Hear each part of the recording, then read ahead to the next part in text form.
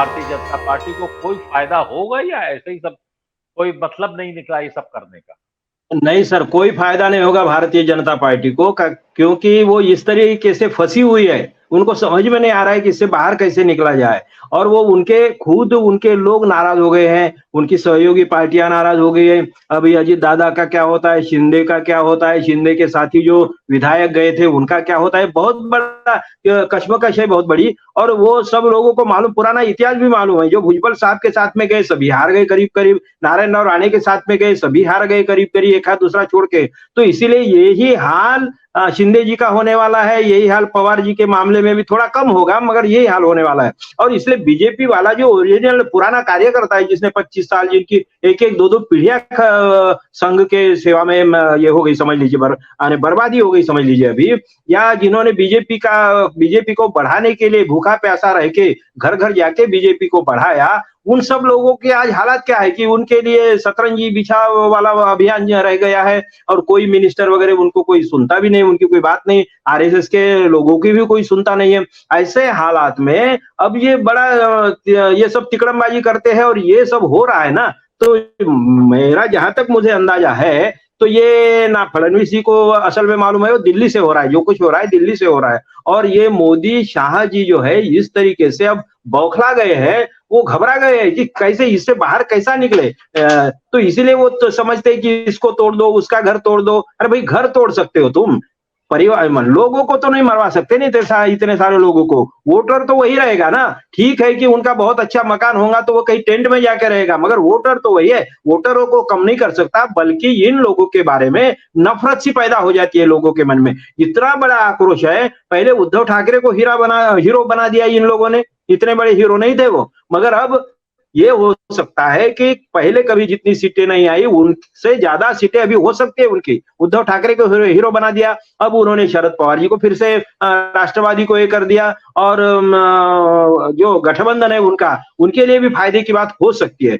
बशर्ते इसमें कांग्रेस वालों की गलती ये हो रही कि राहुल गांधी के पीछे जिस तरीके से मोदी और न्यायालयों का गलत इस्तेमाल करते हुए जिस तरीके से लगे हुए, उनको ऐसा लगता है कि इनको संसद से बाहर रख दिया तो हमारा मामला आसान हो जाएगा, मगर वो भूल रहे हैं।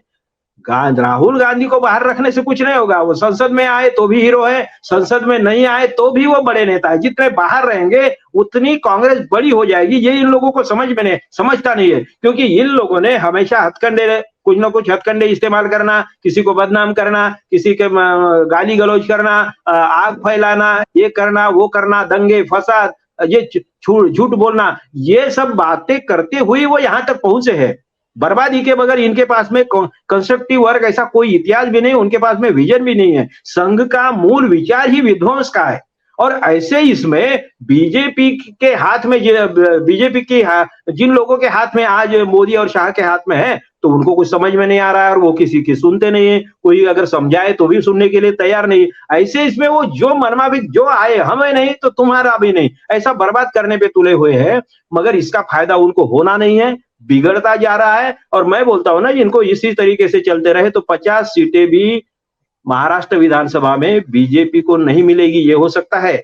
50 सीटें भी नहीं, ये आज अगर सुनते हैं तो बड़ा मुश्किल, क्योंकि सर इंदिरा गांधी का इतिहास भी आपने को मालूम है ना, 77 में क्या हुआ, 80 में क्या हो गया। तो इमरजेंसी के बाद में जिनको कोई पहचानता नहीं था वो भी जीत गए।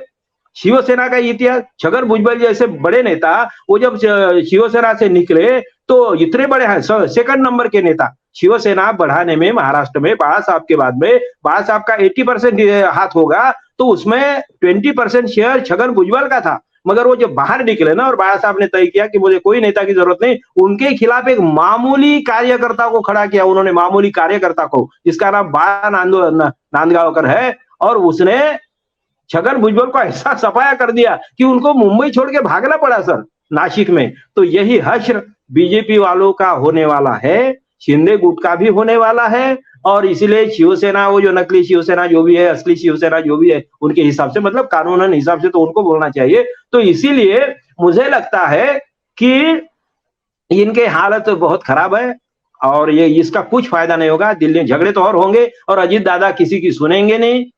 जो भी होगा, जितना भी बांधे रखेगा, वो सिर्फ ईडी का चक्कर ही इनको बांधे रख सकता है, ब्लैकमेलिंग की पॉलिटिक्स ही। मगर जैसे जैसे चुनाव आएगा ना सर, वैसे वैसे तंबू फटते जाएगा, लोग बिखरते जाएंगे, बाहर होते जाएंगे, बीजेपी बर्बाद हो जाएगी। धन्यवाद साहब। वो आपने कहा ईडी बांधे रखता था, संजय मिश्रा तो खुद ही जा रहे हैं बेचारे। हालांकि संजय शाह जी ने जी कहा बहुत सारे संजय मिश्रा है। मैं सतीश जी आपके पास आऊंगा। पटना में अभी किसी ने लिखा कि पटना पे करना चाहिए था, भारतीय जनता पार्टी के कार्यकर्ता बुरी तरह पीटे गए, लेकिन महाराष्ट्र में भाजपा नेता और कार्यकर्ता क्या सिर्फ दरी बिछाएंगे और मलाई दूसरे खाएंगे, चाहे एनसीपी